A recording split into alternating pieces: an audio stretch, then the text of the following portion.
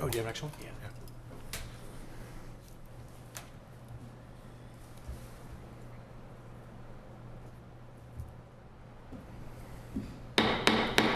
Good evening. I'm going to call the Monday, September 11th, 2017 planning meeting to order. Will everyone please rise for the Pledge of Allegiance? I pledge allegiance to the flag of the United States of America and to the republic for which it stands, one nation, under God, indivisible, with liberty and justice for all. All right, first thing on the agenda tonight is the approval of tonight's agenda. Do I hear of any changes or additions or omissions? If not, I'll entertain a motion to approve the agenda. Move to approve. Second. All those in favor to approve the agenda? Aye. All right. Next up, approval of minutes from the Monday, August 14th, 2017 meeting. Do I have any edits? Commissioner Wiki. Thank you, Mr. Chair. Page 4.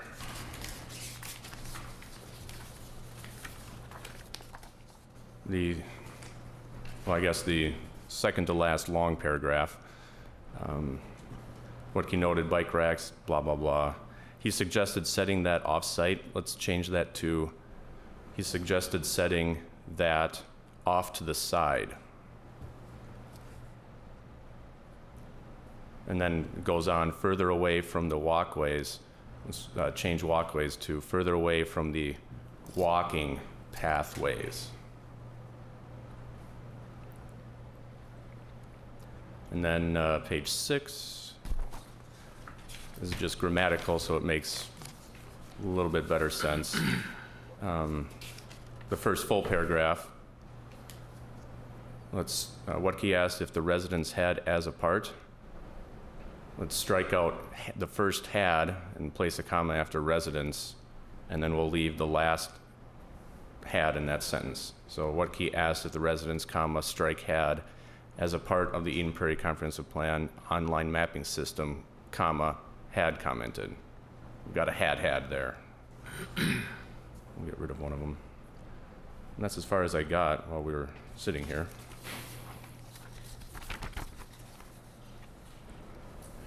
Time to look through. If anybody else has anything.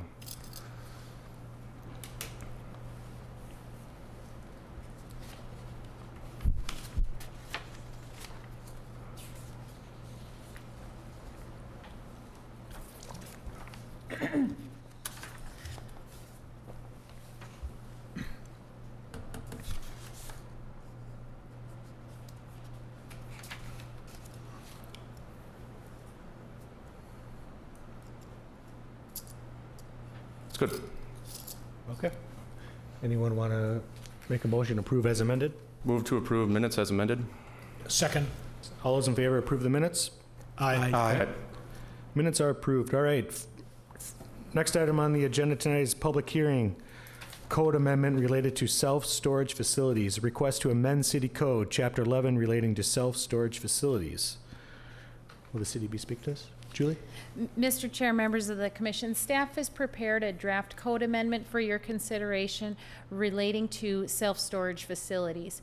Historically, self-storage facilities, or more commonly referred to as mini storages, have been allowed under the umbrella of warehousing, which is a permitted use within the industrial district.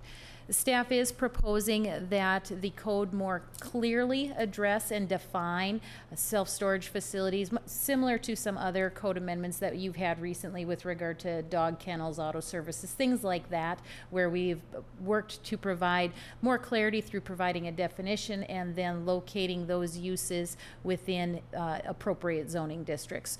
So staff has prepared a code amendment that provides a definition for self-storage facilities, and then also goes to providing self-storage facilities as a permitted use within the I general zoning district. As you're aware, the city has several industrial zoning districts, the I general, the I-2, and the I-5. The I-2 and the I-5 tend to be more of the industrial office type of uses, where the I general tends to be more of a traditional industrial zoning district. With this change, should it be adopted and incorporated into city code, the city does have 4 existing mini storage or self-storage facilities. So should this code amendment be adopted, those uses would become non-conforming uses, which means they'd be regulated under city code as well as state law, which governs non-conforming uses and allows those uses to be maintained, improved, all of the regular maintenance that would be allowed. However, it would not allow for the expansion of those uses. So you do have a map included with your staff report that identifies where those 4 mini storage locations are located, as well as indicating those properties that are currently zoned for general industrial uses, where mini storage or self-storage facilities would, if this is adopted, be allowed as permitted uses. The owners of the existing mini storage facilities have also been notified specifically by city staff of this proposed amendment and of this public hearing this evening. So I'm happy to answer any questions that you may have. Just initial question, did you hear from any of the owners? Mr. Chair, members of the commission, we have not. Mr. Chair, as a follow-up, we will also, should the Planning Commission take action on this evening, there, of course, would be a public hearing at council as well. We will notify those property owners of that public hearing as well to give them a second opportunity to comment if it just didn't work for them tonight. Question, Commissioner Freiberg. Julie, excuse me, could I ask you a question? How does that affect the existing one? Excuse me. Being that they're non-conforming, is that going to interfere with their operation or passing title or anything like that? Mr. Chair, members of the commission, a non-conforming use means that they are allowed to maintain their existing property. They can continue in the form and fashion in which they exist today. They can do regular maintenance on their facilities, replace garage doors, replace roofs, whatever normal building maintenance needs to be done. They are, however, limited in that they can't expand their permitted use. In looking at those 4 sites that we have in town, quite honestly, the 4 of them really don't have a lot of room for any potential expansion area. They do maximize their development area with their footprint and their current parking. Julie, just to build on that, on what Mark was asking, could they sell their facility to somebody? Mr. Chair, members of the commission, they certainly can sell their property to another business. And the only limiting that we're doing of the value is an expansion. And, okay, I'm just repeating what you said. And the spots would be difficult to expand. Mr. Chair, members of the commission, that is correct. And if they wanted to expand, there would be an opportunity to come for a waiver. Would that be an open venue for them? Mr. Chair, members of the commission, depending on the type of expansion, certainly staff would I would want to be able to have an opportunity to look at what they're proposing, but that certainly could be an option in the future if they wanted to pursue something. Commissioner McKay. Go ahead. Oh, I'm sorry. Oh, I guess I'll ask some questions now. So I'm just looking at the definition here, building or group of buildings designed for use, compartmentalized individual storage. What is the minimum threshold of individual personal property lessees that would be qualified underneath this definition? Mr. Chair, members of the commission, Commissioner Woodkey, are you questioning the minimum size of the unit or? Any matrix or that would be classified under this? I'm thinking of grandfather who owns a house is leasing his garage to his grandson who lives in University of Minnesota for the use of his car. I mean, by definition, that would be underneath this. Mr. Chair, members of the commission, in that instance, I guess we'd have to be taking a look at if this property owner was leasing their entire garage to their family member, neighbor, whoever, to a person for the purposes of storing a facility or storing goods. At that point, the primary use of that property, if it's his garage, the primary use of that property is a single family home. in this particular instance, this definition is intended to address where we have a group of buildings where that is the only activity that is going on. You know, there may be an office up front for the mini storage or self-storage company if they choose to have an office on site, and that is certainly a permitted use within those industrial districts as well. But I think you have to take a look at what is the overall primary use of the property. Certainly, storage within a garage is a permitted accessory use, and that would be permitted in a residential district, just like I'm sure many of you are like me and store things in your garage. Just to build on that a little bit, Travis, are you thinking maybe expanding the definition a little bit? I mean, what I just heard made sense to me on both sides, but maybe to add a word in there about a building or groupings of buildings who are primarily designed to, something like that, to get that primary business. Perhaps a little wordsmithing would be appropriate in this case. It's not like we're under the gun to pass something like this. Is there, or I should ask that question, is there some statutory thing that we have to abide by on a timeline basis? Mr. Chair, members of the commission, this is a staff-generated amendment, so there is not a specific timeline that is necessary. Another example that came up is we do have some working farms in Eden Prairie still. And farmers generally don't have a lot of space, but sometimes they do. And when that happens, you know, somebody approaches them, they may offer up a corner. And I mean, it's not their primary use, so maybe some of the wordsmithing would be able to account for that.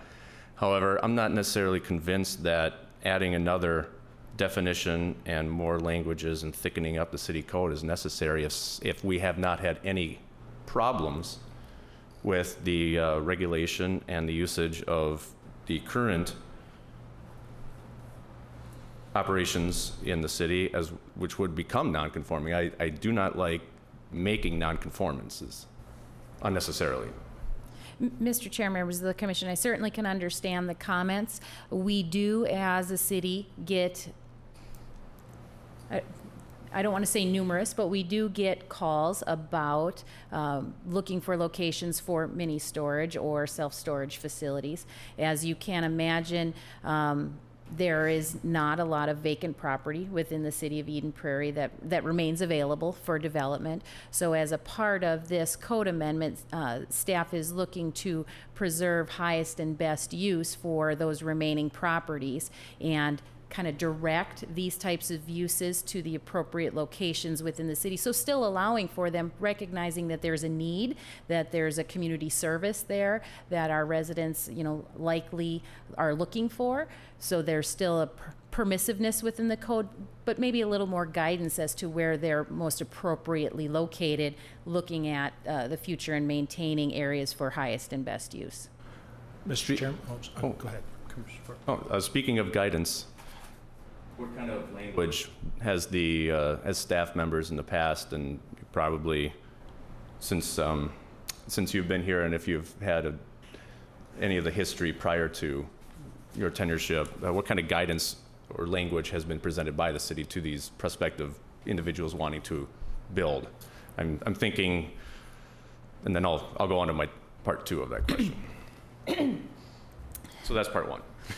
So, Mr. Chair, members of the commission, I believe the question is what type of guidance, when an inquiry comes in, does city staff provide? Yeah, like So- where do you kind of... So typically what happens when the city receives an inquiry is a real estate broker or a property owner calls in about a specific property. So rather than coming in and just saying, okay, tell me where all the sites are in Eden Prairie, they have some place in particular that they have their eye on. And staff will provide some reaction back. You know, the property is zoned commercial, so it's an appropriate use here, or it's zoned industrial, so it is or is not an appropriate use in that zoning district. You know, in addition, they usually ask further questions about access and building material requirements and things like that. So we have those kinds of inquiries, and it really depends on the questions that are being asked by the caller or the inquiring party. Without the implementation of this new proposed draft ordinance, and there's not a lot of property in Eden Prairie, and I can understand that, that would accommodate a self-storage facility. There's enough buildings, but the maximization of the feasibility and usage of that property may not accommodate the marketplace and people wanting to pay the specific rental price for these storage facilities. So given that, are we limiting ourselves by not creating this ordinance more so than we already are now, or are we going to impede or tie our hands even further by creating an ordinance that creates nonconformities and then restricts it to just a few little blue blobs? One of them I see is the Moss site, which would not be anything that would be available to the public. Mr. Chair, members of the commission, the proposed ordinance language really is intended to provide that direction to inquiring parties, because right now, you take a look at our zoning ordinance, it doesn't list self-storage facilities. It doesn't provide for mini storage, either definition or specific guidance. So we get those calls and we answer the questions based on the information that is presented to us. Quite frankly, if this language were in the ordinance now, there would be a lot more communication and expectations shared up front with prospective property owners, real estate brokers, those folks that are the idea people behind the scenes in bringing those ideas forward. So it communicates the city's expectations and visions early and often by having it incorporated into the city code. So looking at this map, there are 4 locations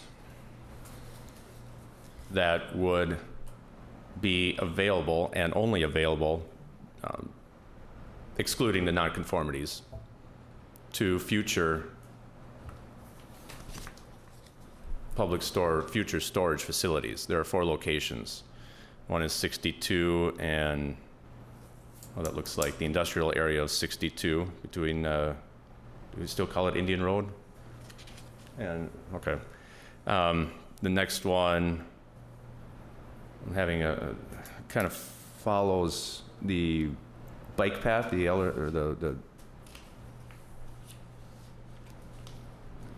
that long bike, whatever they call it, kind of follows that, and then down in 61, County Road 61, Flying Cloud Drive is the Moss site. Yeah. Could you go over these 3 areas and give us a précis of each of these? Well, I say 3 because one is the Moss site. Mr. Chair, members of the commission, Commissioner Woodkey's correct. On the map, there are 4 general areas that are indicated that are currently zoned I general. As you can see, that does not necessarily mean only 4 parcels, because a map at this scale, we're zoomed in pretty tight. So there's multiple parcels within those 4 areas. Commissioner Woodkey is correct. One of those is the Moss site. The other 3, as he mentioned, kind of follows that LRT bike trail, beginning just south of Highway 5 and east of Eden Prairie Road, and then continuing north up up the LRT bike trail. There is another site as well, and then terminating or culminating, if you will, up at Industrial Drive and Highway 62. There are a number of parcels up there. I'd venture a guess somewhere between probably 8 to 12 parcels up in that area. Maybe that's a little shy on the estimation, but there are probably that round figure of parcels up in that general area that are currently zoned for I-general purposes. So mini storage or self-storage facilities, any inquiries, should this be adopted, would be directed to those general areas as areas where that type of use is permitted. As I mentioned, the non-conforming uses would be allowed to maintain in their current form and provide any improvements as necessary as those buildings may age.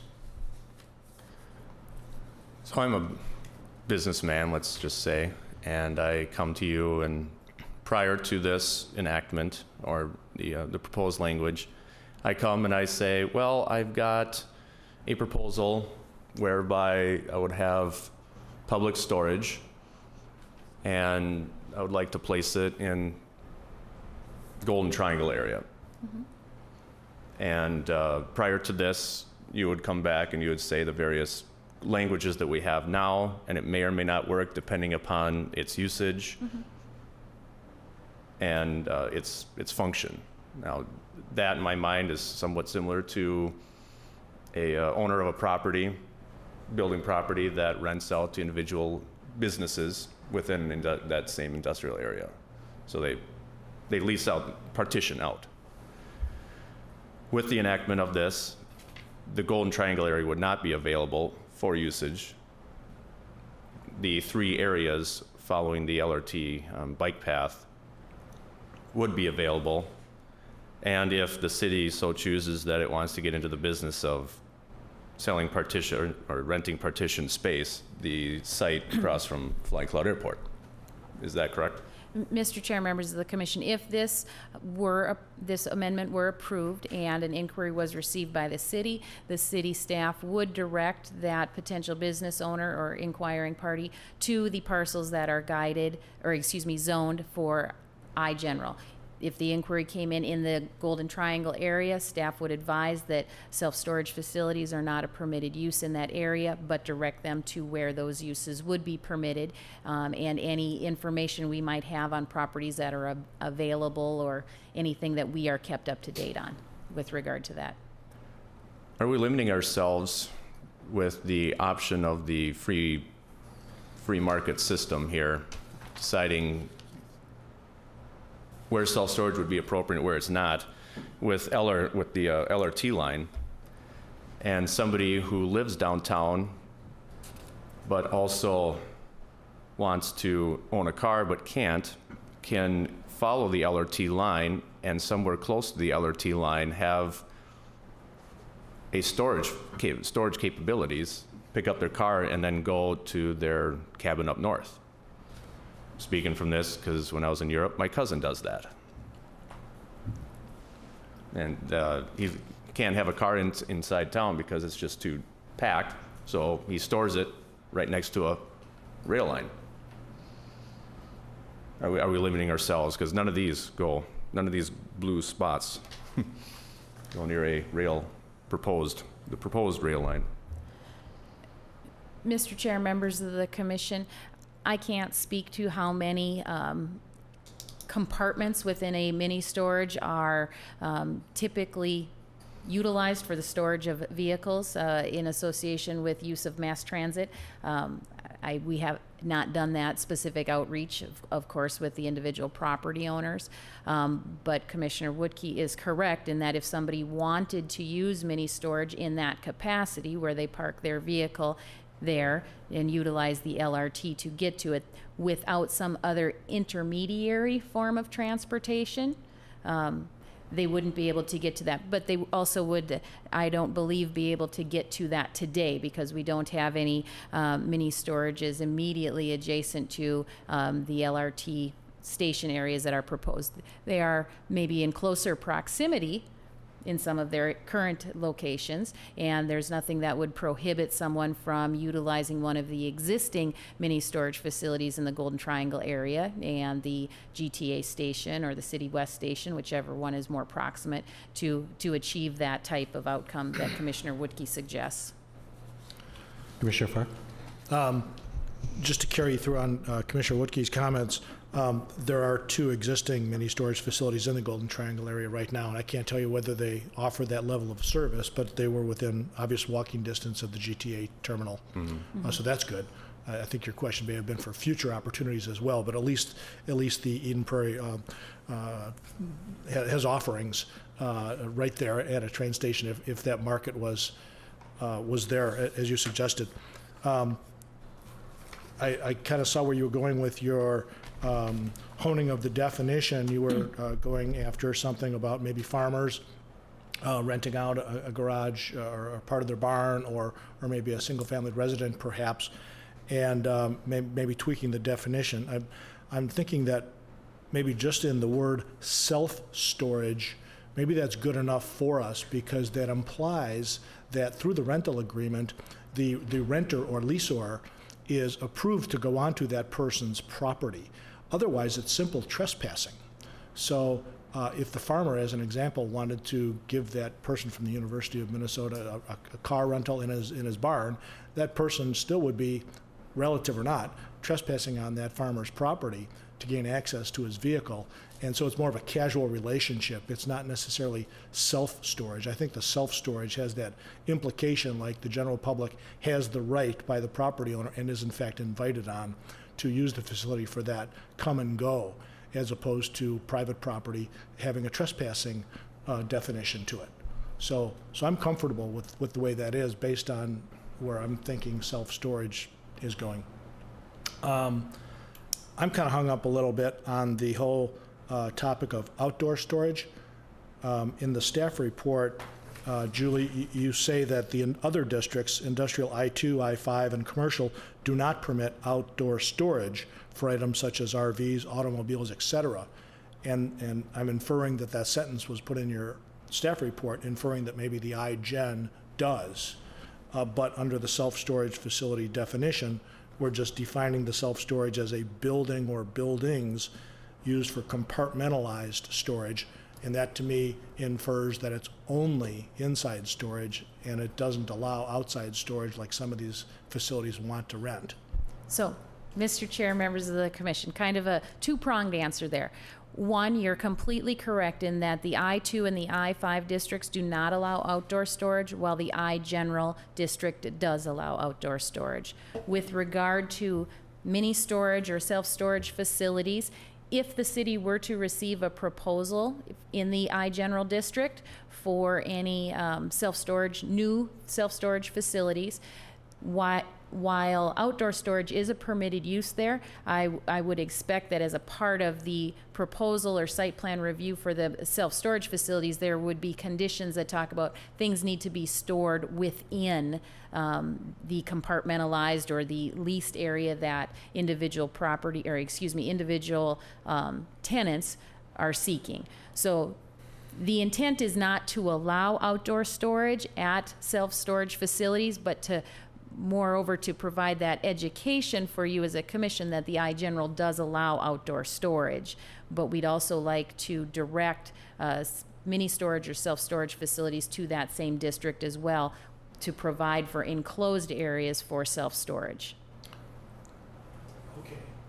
Thank you. So as an applicant then, when I come forth with a self-storage facility application in an I-1 general district, and I want 75% inside storage units and 25% outside an open parking lot for RVs, boats, and cars, did I hear you say that that will be a conditional use or an approved use, or do I have to come in front of the planning commission for that?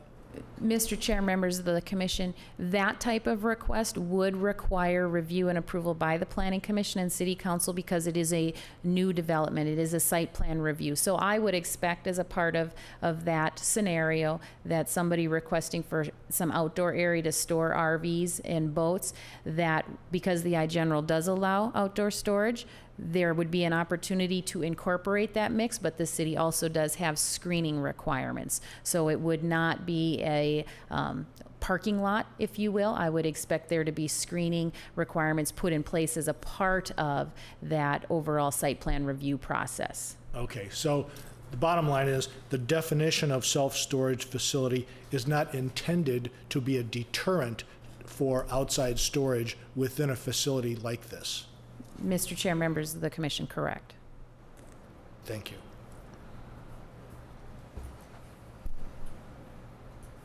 Any comments from the commission? Yeah, just for the sake of discussion, Commissioner Woodkey, I actually somewhat, I agree and yet disagree with Commissioner Farr. I think there could be a little wordsmithing in the language. For me, I would like to see one or two words added there as a primary business. Even though I think your argument is reasonable, I think that would be a more clarifying, and I think that was an excellent pickup in there. Now, just to talk a little story here, I drive up and down County Road 4 all the time. I mean, I've lived near there for 33 years and drive up and down there all the time. And when you start thinking about it, the self-storage there, it's a nice unit. I mean, there's nothing wrong with it. But is it the optimal use for that property?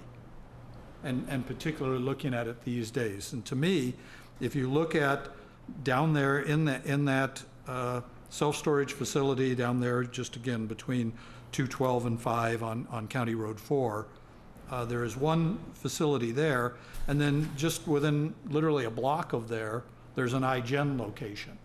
To me, that iGen location would be a better location from the city's standpoint. Now, you could argue, and I think Commissioner Woodkey did argue, that is that an appropriate use of the city's zoning authority? Or should we allow the free market to do that? I would probably lean a little bit on the side of that is appropriate for the city to give guidance and to say, here's the type of location that we feel this use of the property is best placed.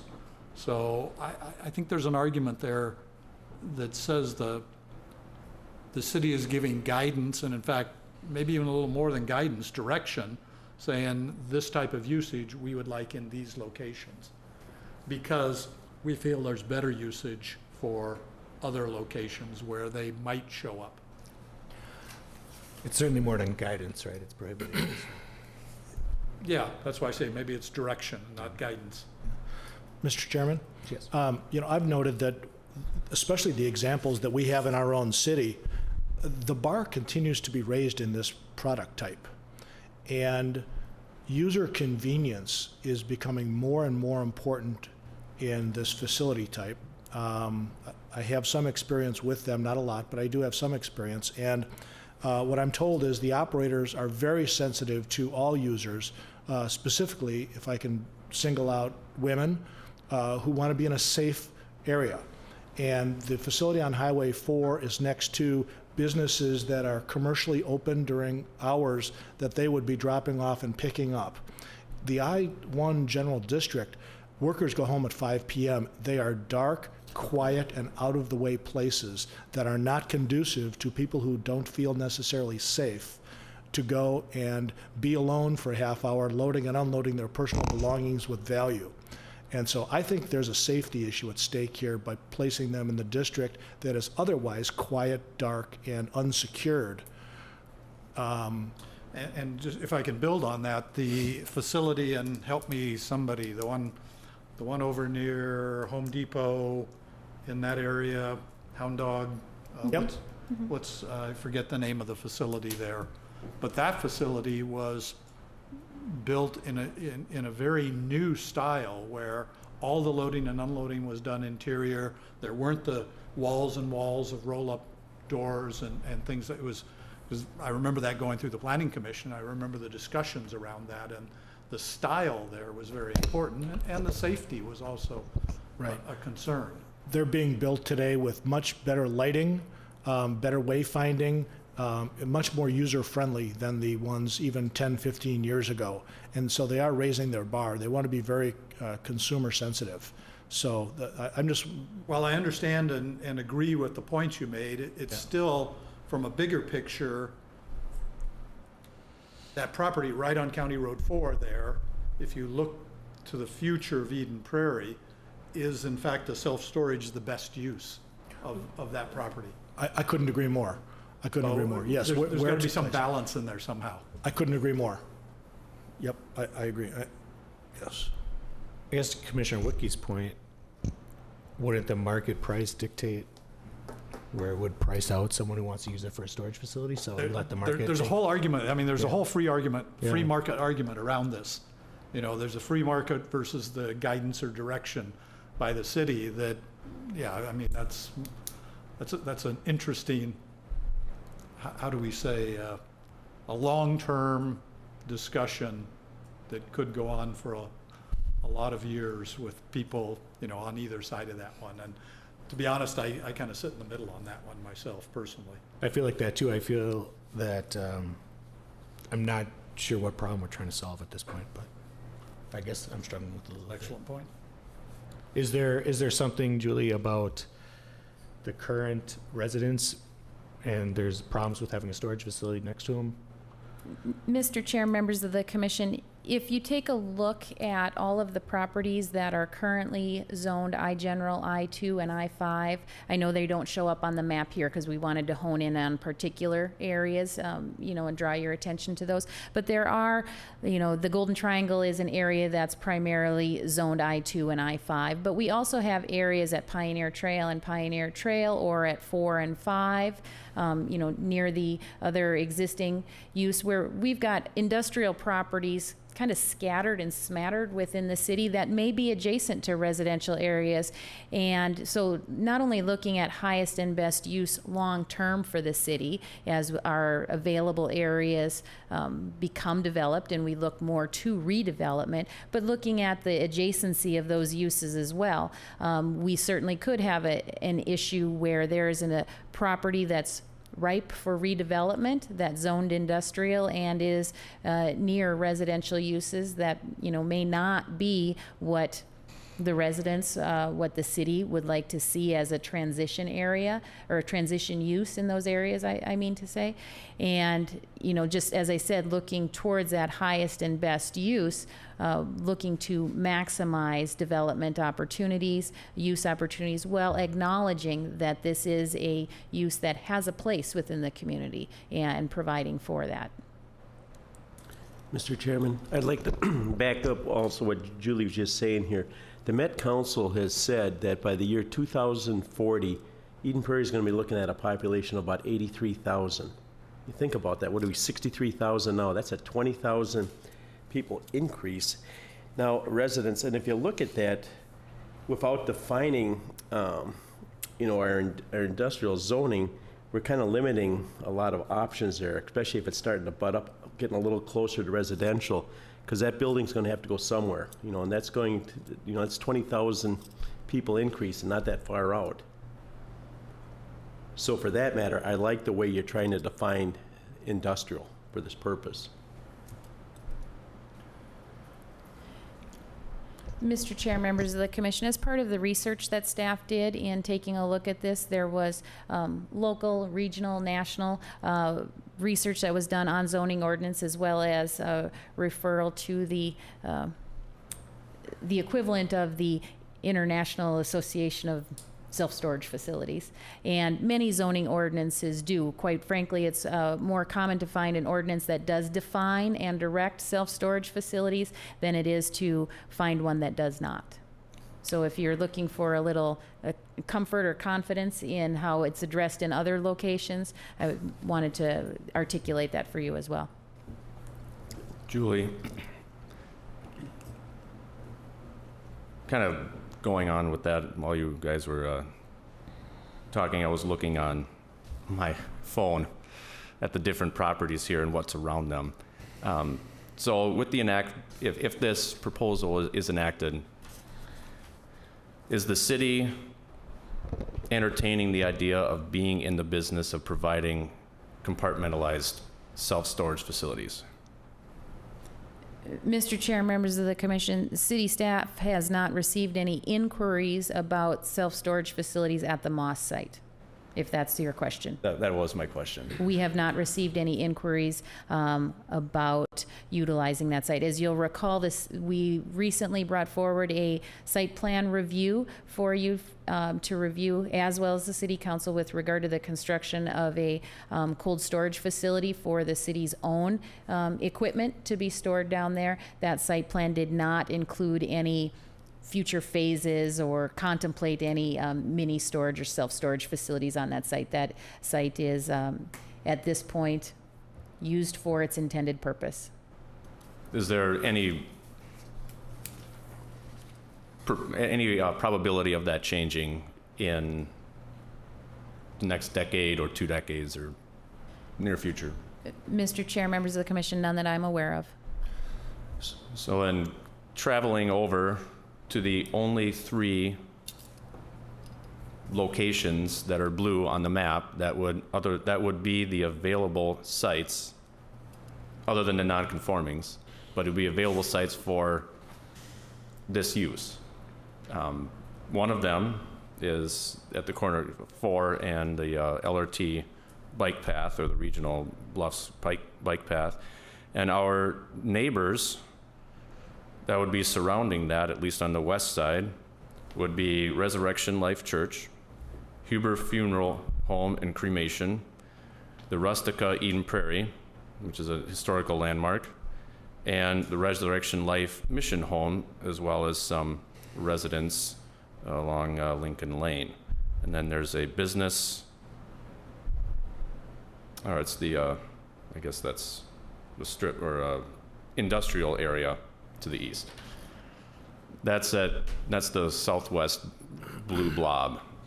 The middle one that's near Venture Lane and sandwiched between Venture Lane and the bike path, that is the power substation, which we're not going to have any facilities there, so we can cross that one off our map already, which basically only leaves the 62, just south of 62, up in the north corner of town. I think we're really tying our hands here by creating something that when we haven't had, the city hasn't had a lot of issues with self-storage as facilities at present. I think we're just creating a problem, personally. Commissioner Park? Maybe the unheard question yet between Commissioner Freiberg and Commissioner Wutke is, how are they doing in terms of their occupancy? Have you, or has anybody found out if they're at 50% occupancy, if it's a market that's saturated, if we're in demand or supply is oversupply? That seems like we're dancing around that issue, and we're forecasting a population increase, and we really don't know if the few existing are too many already, and we're never going to see another application, or if they're just bursting at the seams and they all want to expand and people are looking around for it. Mr. Chair, members of the commission, a couple of things on that. One, I suspect that the occupancy of mini storages tend to be rather fluid because they're not intended to be a long-term solution. There is a monthly expense that goes along with that. I don't know if you get a deal if you sign a 10-year contract or if you go month to month. But they are certainly intended to be a temporary situation. In addition, based on the number of inquiries that the city does receive on this, I would say that there is a market out there, and that folks are looking for areas within Eden Prairie or within the Southwest Metro area. So staff is proposing this in an effort to try and get ahead of that in order to provide direction to those folks who may be looking for those types of business locations for their clients or for their business. So you're correct, we have not, I don't have specific numbers that will specifically tell you this is the occupancy rate of each of those 4 users that we have here. As I said, I suspect they're fluid, and we do get a fair amount of inquiries of folks looking for property within Eden Prairie to construct or repurpose buildings for mini storages. That being said, in the 4 years that I've been with the city, we haven't had any of those materialize yet, but we do receive and have seen an uptick in the number of inquiries as of recent. I would suggest that the inquiries might actually be a better read. I'm not sure if I were one of these property owners whether I'd really want to share my occupancy rates. Right, and perhaps that occupancy maybe is better measured with the metric of cost per square foot over the last 10 years or something like that, which maybe could be tracked. And if supply is low, then the prices would have gone up. Right. And maybe we could trace that metric and make the assumption then about supply and demand. Yeah, I think that might be a better way to look at it. And also, to me, I would not think Eden Prairie would be an ideal location. If I were looking, there's a balance here. There's the cost of the facility, the cost of the land versus the proximity to the population to use it. And right. It'd be great to get close to the population, be convenient, but Eden Prairie is not going to be a cheap location. for one of these facilities, I wouldn't think.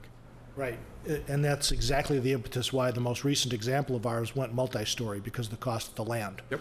It was clearly, and those operators now are looking for not only convenience, but and I'll say it again, the commercial nature of the area to be safe for their users.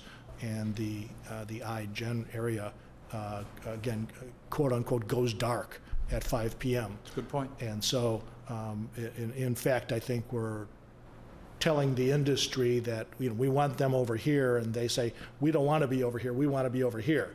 And so, as a city, I think that's a very important dialogue for us, is acknowledge that, yeah, we don't want you over here where the people are. We want you tucked away. And if it's unsafe, well, deal with it with more lighting or et cetera, or not. But this ordinance clearly delivers that message. Good point. Clearly delivers that message. So your argument is that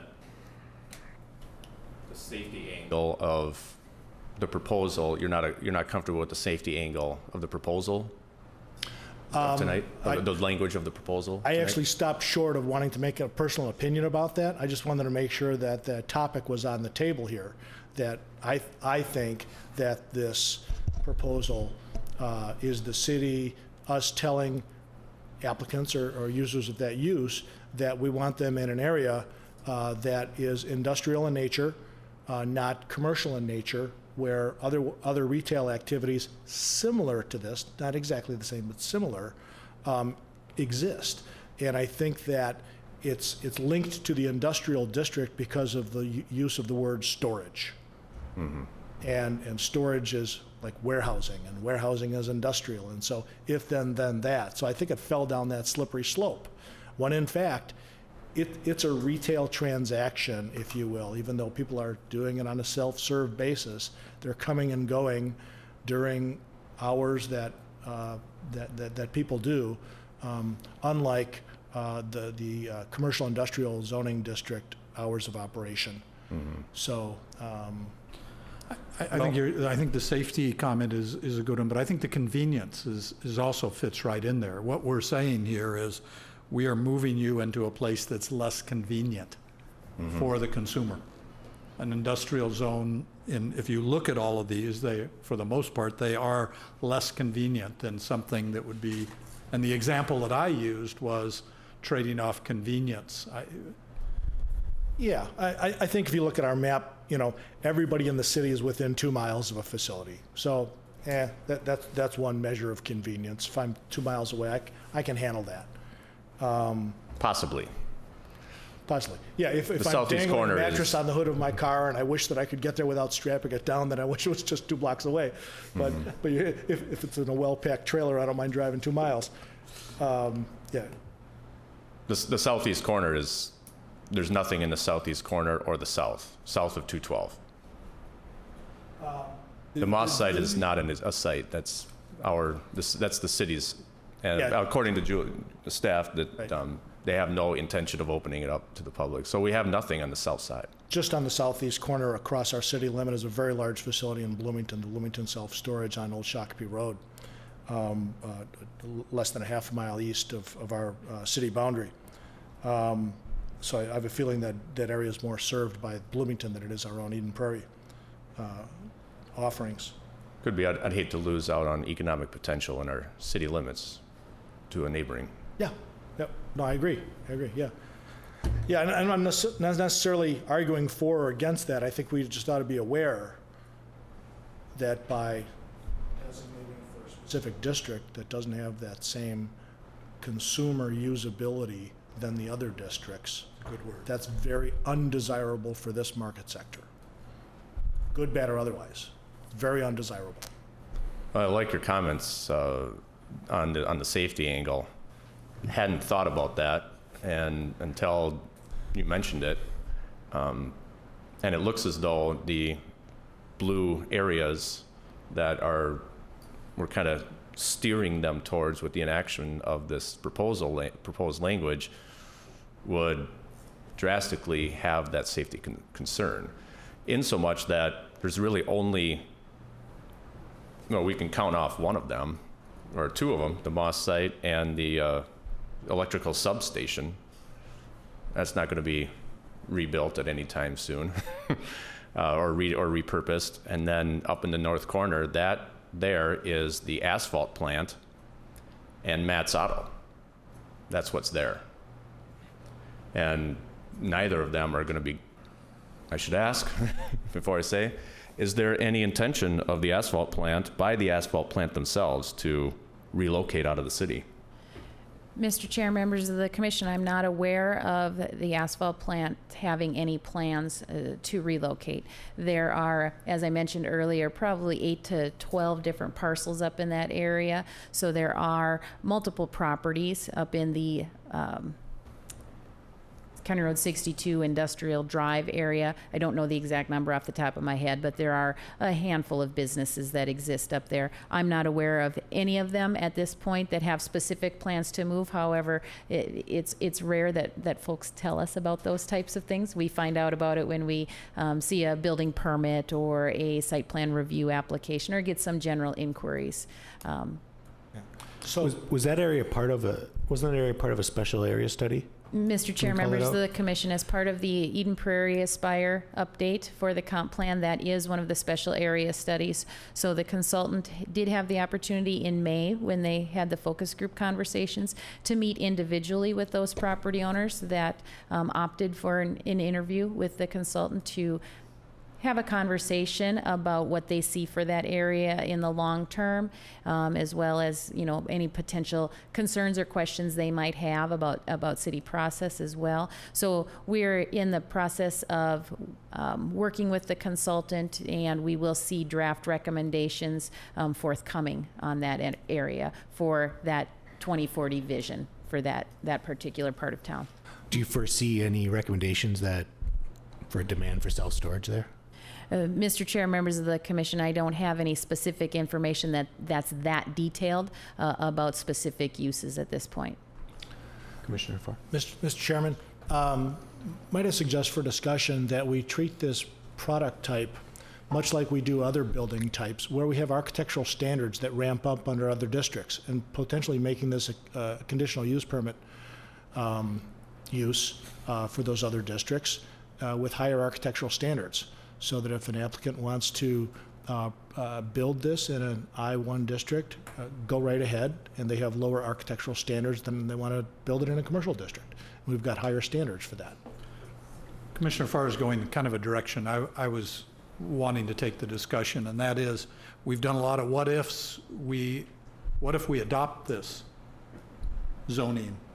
What if we don't adopt the zoning? Then where do we sit? And if somebody comes in and says, I want to put self-storage in Eden Prairie, and I want to put it right here, what do we do as a city? You know, how do we say it's in a, say it's in a commercial district? Then where are we at in the commercial? The one we have in a commercial district did come to the Planning Commission. It's the only one that has come in my tenure. And there was a lot of discussion about that, and a lot of discussion about the architectural standards. And I think the planning team did a really nice job, because it came very well prepared to have what I considered high architectural standards for what traditionally a mini storage facility or a self-storage facility would have. And you know, I think it turned out pretty well. So that's kind of the argument. And should we go somewhere and say, if it does go into a commercial, or if we choose to accept an application into a commercial district, what then? So I think you build on it a little deeper than I was going, but I think that's an interesting thing to consider. Julie, you look like you wanted to comment on something there. Mr. Chair, members of the commission, I'm just taking in the conversation. You know, as we mentioned earlier, 3 of the 4 existing mini storage facilities are on industrial zone property. As Commissioner Kirk mentions, the newest one was allowed, or the most recently constructed one was allowed in a commercial district. The commercial district does not specifically allow for warehousing. as the industrial districts do. So at that point, there, of course, was a site plan review process that was gone through. There may have even been a PUD. And when there's a PUD that is applied for, that is a discretionary approval by the city, and it provides a little more opportunity for conversation about specifics with regard to architecture, building materials, parking, landscaping, things of that sort. So if for instance, an application came in within the industrial district and a mini storage was proposed that met all of those criteria, there may not be the same opportunities for review and comment on those areas compared to ones that there might be with a PUD. Could we Just pass some? add more food for thought. It seems to me that that was a PUD as well. I believe it was. Could we pass this, but if there was in commercial, we require that review? So if someone's proposing iGen, it's a much simpler process, but if there is a potential for facility in the commercial, it triggers a further review by planning department or planning commission. Mr. Chair, members of the commission, as Commissioner Farr implied, there are some zoning districts in communities that do provide for conditional use permits, and that, you know, by nature allows for that additional level of review. Eden Prairie City Code does not provide for conditional use permits with the exception of historical properties. Those properties are required to go through a conditional use permit review. But as you know, you don't see CUP requests before this board or the city council, because primarily they're not really allowed by code. Either it's permitted by right or it's not. And if it's a PUD, then there's some flexibility that comes in there. And the PUD usually goes to need for flexibility with regard to performance standards. It doesn't go to a use issue, because either the use is permitted by the code or it's not. And so that's where we get some of that additional opportunity to review and comment on those specific proposals.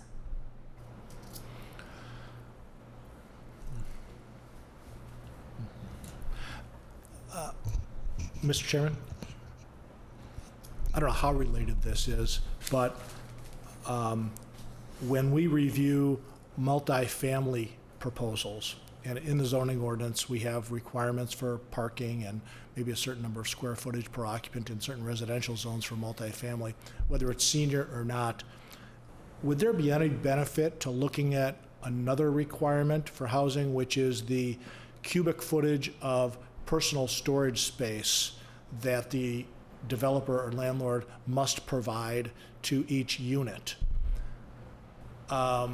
Not to take away business from the mini storage industry, and as you say, this is mainly transient storage, but I know from firsthand experience with maybe my daughter and my parents and friends that many apartment buildings and senior facilities offer just token areas for resident storage.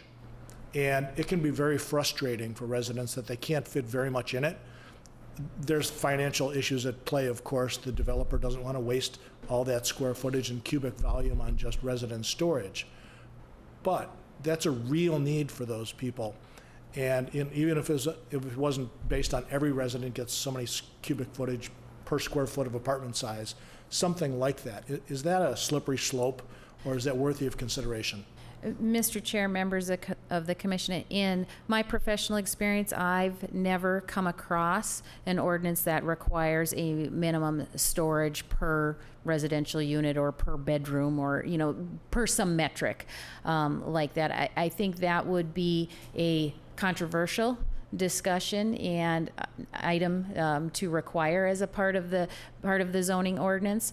You know, in communities where we're looking to provide additional space for the expected population increase and development area being at a premium, it may be a challenge to incorporate that. That being said, I think, you know, challenges can be good things, but I think it's another thing to keep in mind as we're, you know, looking forward to 2040. That's a much broader conversation than was initially contemplated with what you have before you this evening. Of course. I just wanted to bring that up. Right. I think that the compressed financial restrictions for a multifamily development project will squeeze the amount of storage available in those facilities and, in fact, therefore enhances the market for mini storage in our city. And I'm not sure we want that. If we do, fine. I don't want to exclude any businesses, but I think that adds fuel to the fire, if you might say.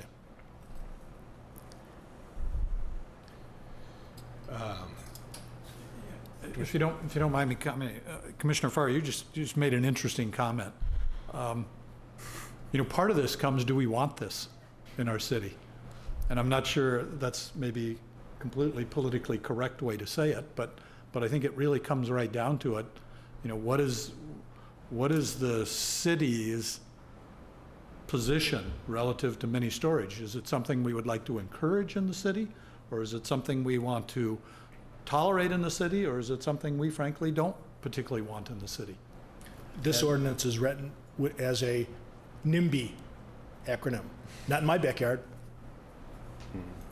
But does it really come down to that as an issue, kind of as almost a policy issue? And frankly, as a planning commission, that's part of our job, is to represent, at least our perception of what the city wants. And then, yeah. Well, I maybe give a little case in point to your comments. A family member of mine, female, she used public storage at the highway in Prairie Road and Highway 5, that area, and liked it because of the lighting and because it's close to other businesses that are in operation. Now they've got certain hours that you can go in and go out. You have to be in by a certain hour and leave by a certain hour or whatever. I'm not familiar with that specific area, but it is in Eden Prairie, and she was in Eden Prairie, and it was very convenient. Now, if the next nearest place would be Shakopee, a river is a very strong deterrent to cross, especially during certain peak traffic times. So You're right on. you go north, and now we're driving people away. Well, my storage stuff is here. Why would I want to live now in Eden Prairie when I've got to be storing somewhere else? And I thank you for using the acronym where I would have otherwise done so. I mean, this is language we don't want it, basically, because the locations that they're allowing is, one, government, that's not available. Two, electrical utility grid, that's not available. Right. Three, historical landmark, that's not available. Four, industrial area, or industrial drive, sorry, which an asphalt plant and Matt's Auto, the city has very strong contractual ties with. Right. And that's not available. Right. Well, I, for one, then, would like to, as a member of the Planning Commission, go on record to say that this is a desirable service business for our community. And I think we ought to maintain and not necessarily invite, but allow with open arms services like this for our residents, and control it via architectural standards and sensitivity. As someone pointed out earlier, the land prices in Eden Prairie, future mini storage operators are really ramping up the architectural standards themselves to meet the market that you articulated, Commissioner Whitkey, and that I had earlier, for architectural standards themselves to be competitive in the marketplace. So somewhat, I think the market will drive that, but I think it's clear that we've talked about the desirability and undesirability of this, and I just want to go on record to say that this is a desirable service, I think, within our community. Mm-hmm. And we ought to find a way to make sure that the market is putting these in the right place, but they look right and they fit properly. Mm-hmm. Do you feel the industrial zone then would be contrary to that statement then? I don't think we should preclude people from pursuing development in the industrial zone. I think the market would prefer that it didn't go there. That's what I was saying. What I heard Commissioner Farr say is, on a scale of 1 to 5, with 5 being very desirable and 1 being undesirable, you're at a 4 to 5 for these type somewhere in that range on the upper end of, you would like to see you would like to see Eden Prairie welcome this type of facility Correct.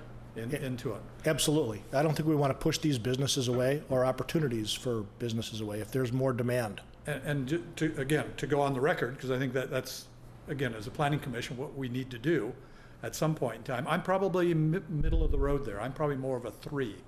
I think this is a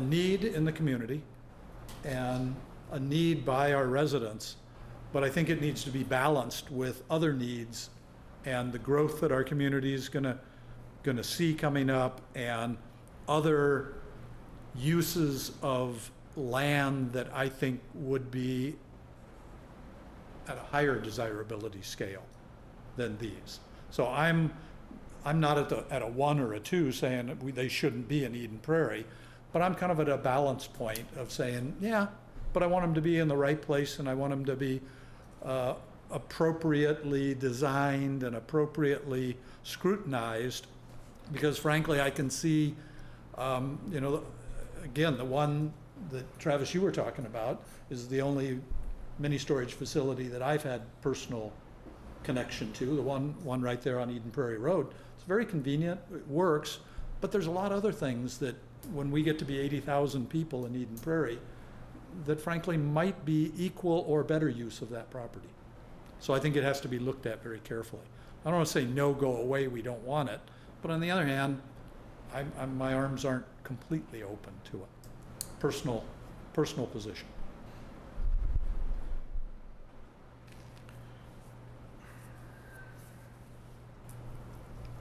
I guess I struggle. I don't think I don't have this fear that we're suddenly going to become full of storage facilities. I think the market finds a balance.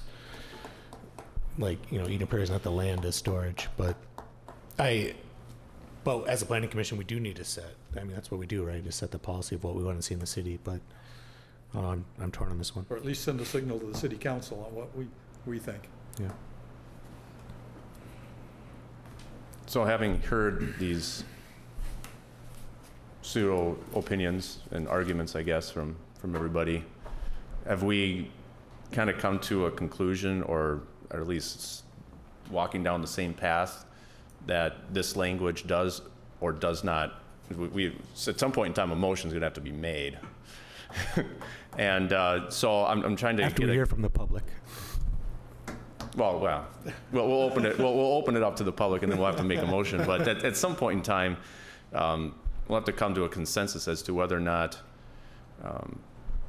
we feel as though the language in front of us, or language as amended with some wordsmithing, would be either encouraging or discouraging that use. And I guess I think my opinion is pretty much blatant at this point, but where I stand on this. But I think that's probably the question that we have to be asking ourselves. Commissioner Kirk, where are you standing in this, do you think?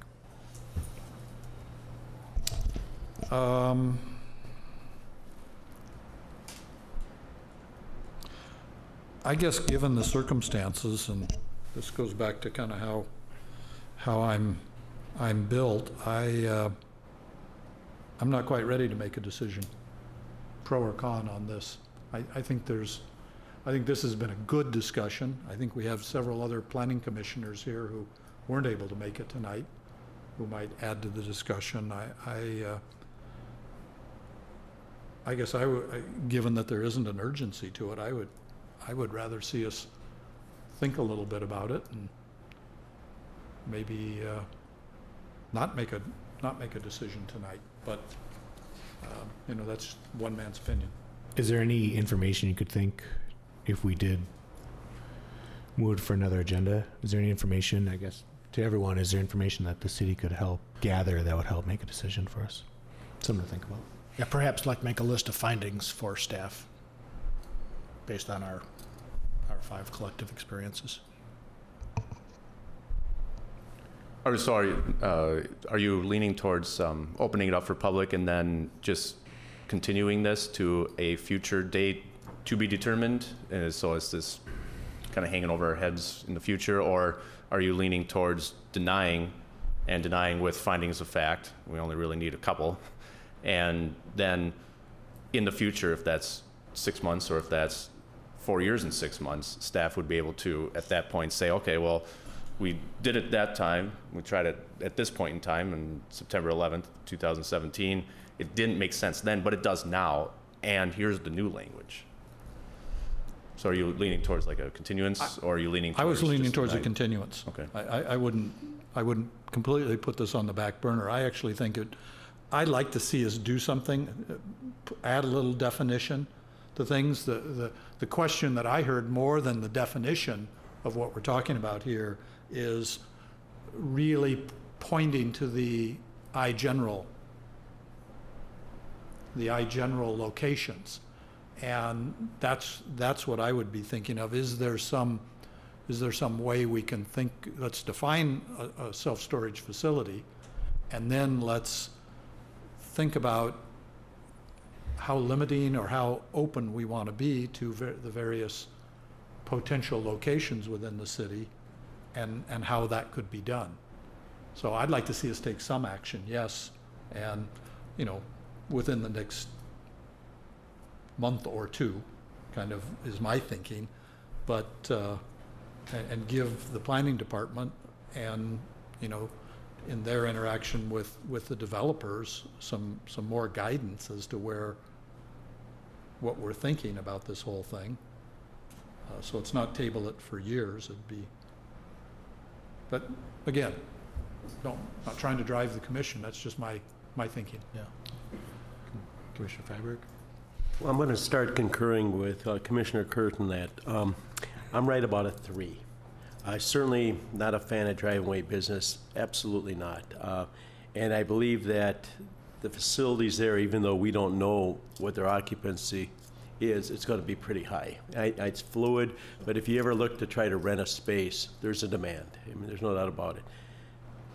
That being said, there obviously can be a balance of this, because I'm a fan of defining things, because what I fear when we start talking commercial with the growth that we're facing as far as a facility like this is we may find it right across the street by any available land, we'll say right over by Burger King, right across from the mall. I think we have to sit there and keep it in the industrial area, not be too easy as far as moving over to commercial, even though it is a commercial business, and they are doing much more upscaling on it. But it gives us some latitude going down the road if we continue it in agreement like for yourself, as opposed to have to make that decision right now today, because there's definitely some things to look at, I think that aren't here yet. Commissioner Farr? In general, I support the Commissioner Kirk's idea of a continuance. I think we can have findings and express opinions to staff, and I don't think they're terribly off the mark, other than if we want to send the message that I-1 isn't the appropriate district. I think the market is going to drive this. I could perhaps add a metaphor to the use of a gas station, where we all take for granted that there's gas stations on every corner, commercially driven based on the supply and demand of car access, and yet it's a stinky, gasoline, highly lit function that if someone was just to drop down from Earth and wonder why in the heck are we doing this on all of our intersections that have the most visibility, there's our automobile stinking up and adding fuel to it. Why aren't those off in the I district? No, we put them right at the corner. The highest and best use is sometimes the profit that drives the cost of the property. The corner property costs too much. You're going to end up with a Walgreens pharmacy or a gas station because they get the profits, and you understand. So sure, the one at 4 and 5 it pays the freight for the land cost, and they put up an attractive facility there. And the one across from Home Depot upped the ante, and it's in a commercial district, and again, upping the ante in the district to make it appealing for the Planning Commission when you were there, made sense to that body. Yep. So, I'm of the opinion that My personal observation, and I'd like to have a finding from this commission, is that the use may be appropriate in other districts, given more stringent architectural standards. And let the market decide, based on land price and everything else, whether that's appropriate or not. And we govern it just like we do any other structure that has higher architectural standards in more visible parts of our city. And that would probably in itself require interaction with the planning commission, or that coming before the planning commission, whether it's a PUD or Whatever, yeah. Right, if they don't want to make it a conditional use permit process, staff is better suited to maybe figure out the right manner in which to do that. And you know, at some point, and I'm not asking for this right now, Julie, but at some point, I'd like to hear staff's, kind of reaction. Again, we know our job is to set policy, but you guys are an integral part of providing us with information and then implementing the policy. So I think, hear a staff perspective on this, given, what you've heard from us.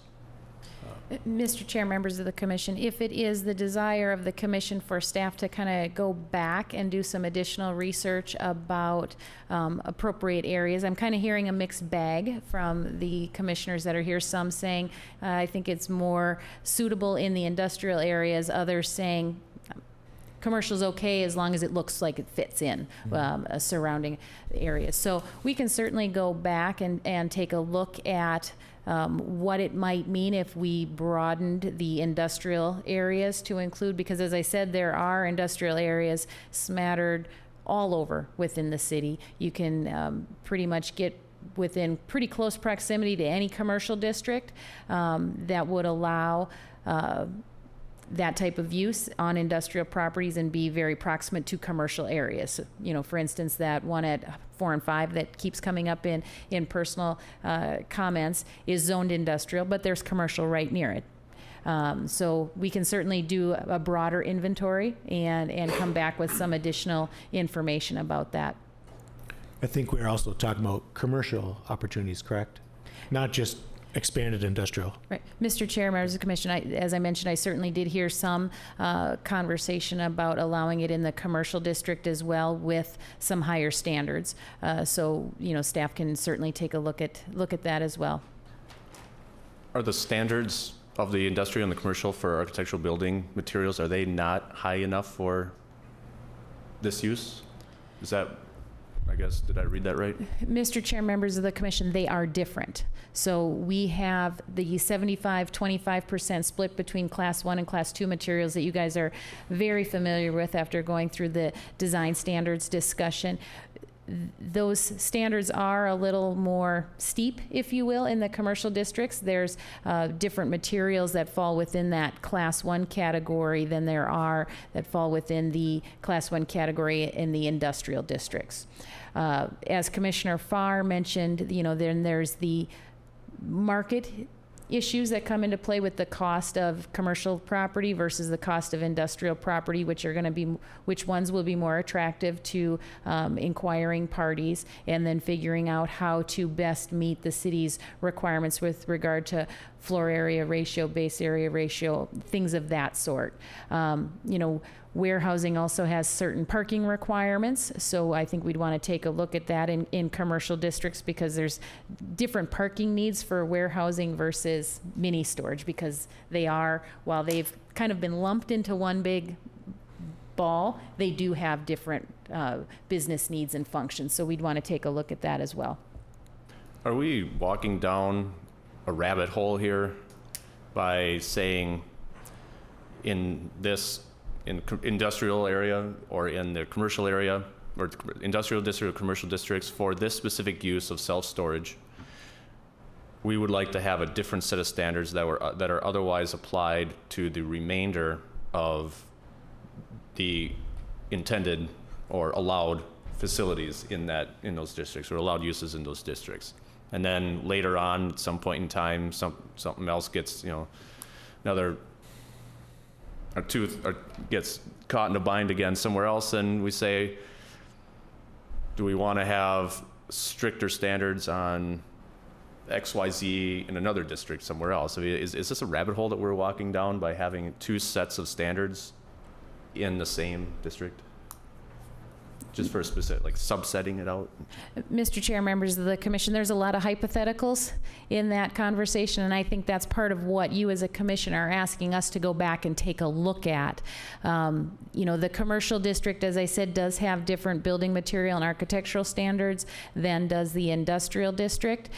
And as we continue to take a look at that, you know, it might be more appropriate, say for instance, if the commission is more comfortable with self-storage facilities in the commercial district, maybe we want to talk about those being more of a vertical use than a horizontal use, as we see in the industrial areas. You know, all of the ones that we have in the industrial areas are all more of a horizontal use, and the commercial district is that vertical use in the case of the lockup on Valley View Road.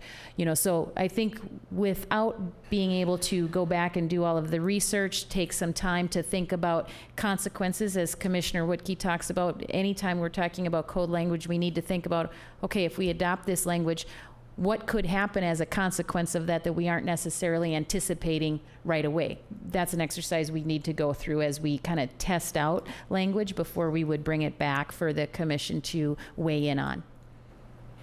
What kind of feedback? You know, you're probably not going to receive direct feedback from interests or developers looking to put forth another self-storage facility in Eden Prairie, but these inquiries that you have had, reading between the lines and not singling out any specifics, but being more of a general nature, do you feel as though they're deterred from building something new because there's not a specific language and an area that you can place it in, or are they deterred from it from a standpoint of after they do their performance statements and their cost analysis, the building materials that are in place, the cost of land, the marketplace doesn't dictate, so they go somewhere else? Do we have a concerning need to address this based upon the between the lines feedback that you kind of receive from developers or interest owners? Mr. Chair, members of the commission, an answer to that question would be pure speculation on my part. We as a planning staff get inquiries. We get lots of inquiries about lots of different things on a lot of different properties in town. Why those inquiries do not all materialize into development applications can be a result of a wide variety of things. It could be the timeline that the seller is placing on the property. It could be the price of the property itself. It could be the a process that the city requires. It could be, you know, that the inquiry itself really wasn't a solid one. It was more of a fishing expedition to begin with. So there's so many different things that could come into play as to why each inquiry does not materialize into a full-blown application that, you know, I'd be hard-pressed to give you strong, supportable data as a part of that. From a staff or a conversation level, what was the hinge pin that you could place upon that you could place this upon, whereby we are looking to add this ordinance to our city code? What was the event or the conversation? I mean, was there something that you can say, this conversation occurred or this event happened, that we are looking at this now as opposed to something else? Mr. Chair, members of the commission, this text amendment comes before you because of a wide variety of issues. I can't point to any one particular conversation or issue that has brought it forward. As we're looking forward, as I said earlier, to 2040 and what does Eden Prairie want to look like, knowing that there are not a lot of vacant properties and we're looking at primarily redevelopment to accommodate our current and future populations, trying to determine highest and best use that will serve those properties and the community overall, as well as, you know, the residents and businesses within town. So given the fact that there are 4 existing mini storages in town, and if this proposal before you were to be adopted, those 4 mini storages are allowed to continue operating, and so it would provide that service and acknowledge, as Commissioner Farr commented, that there is a need for this business, and there is provision for it within the community, but looking to really maximize those future development opportunities within the city and provide some direction to those folks who are making these types of inquiries.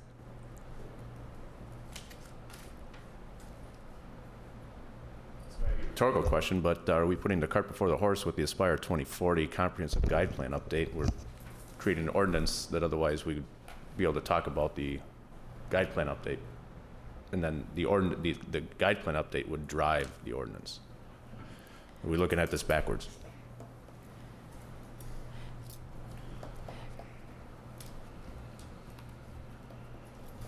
Either way on that, it seems like a continuance might be, of some form, might be in order. I mean, we're all kind of saying the same thing to some degree.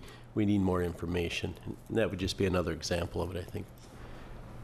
I think a lot of more information. On my end, I'm not necessarily continuance happy in this case. I think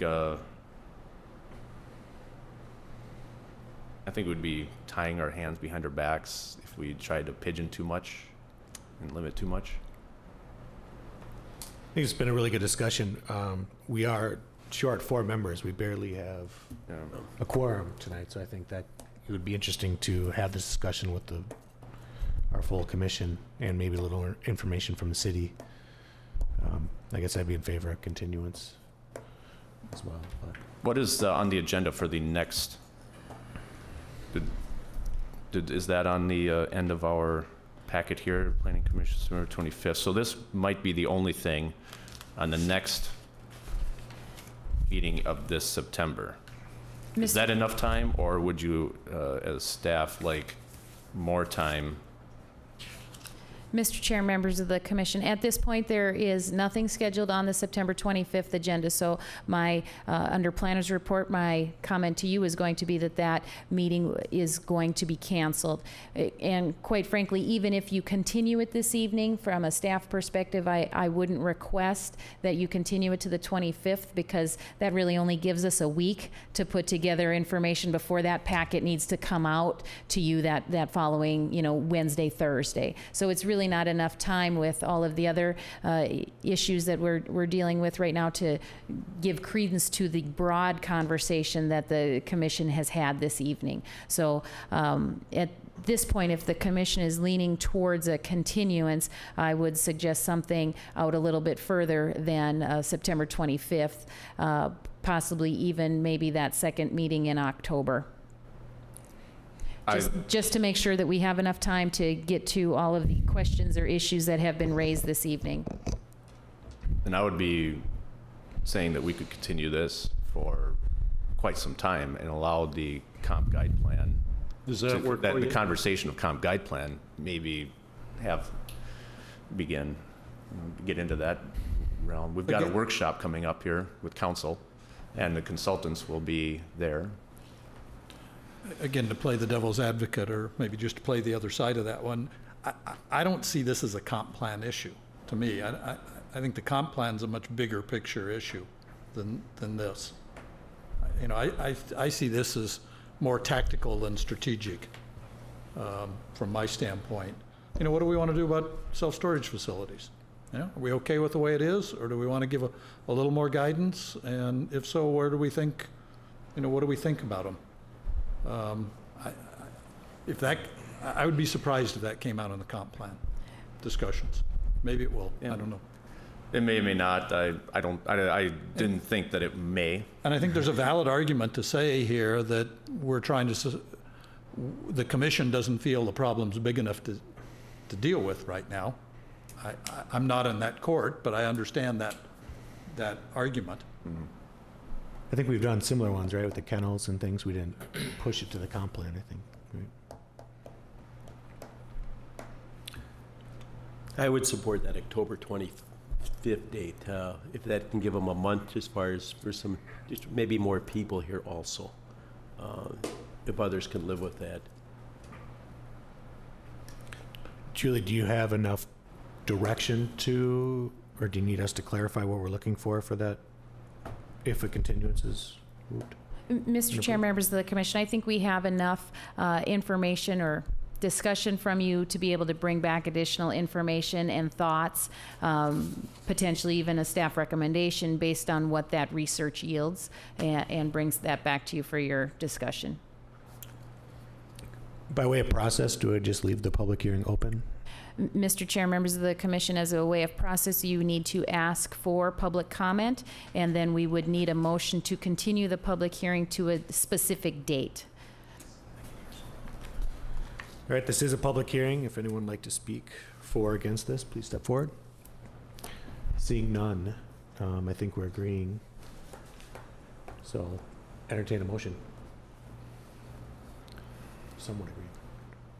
I wouldn't mind making the motion. Mr. Chairman, I didn't write down the date that we were talking about. October 25th, I believe?